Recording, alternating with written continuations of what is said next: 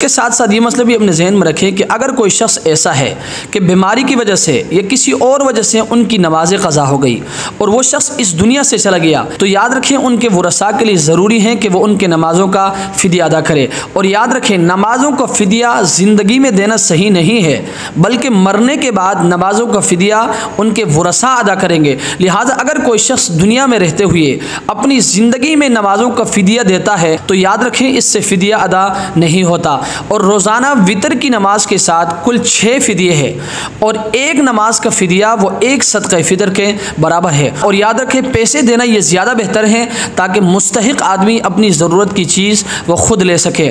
और इसके साथ साथ ये मसला भी अपने जहन में रखें कि दौरान नमाज यानी नमाज के दौरान दुनियावी ख़यालात और वसाविस का आना, याद रखें ये गैर इख्तियारी है, इससे नमाज फासिद नहीं होती। अलबत्ता अपने इख्तियार से ख़यालात और वसाविस नहीं लाने चाहिए, बल्कि जहाँ तक हो सके उनको दूर करने की कोशिश करें। लेकिन जब तक गैर इख्तियारी तौर पर वसाविस और ख़यालात आते हैं नमाज के दौरान, तो याद रखें इससे आपकी नमाज फासिद नहीं होगी। अल्लाह तबारक व तआला हमें इन मसाइल को समझने की तौफ़ीक़ अता फ़रमाए।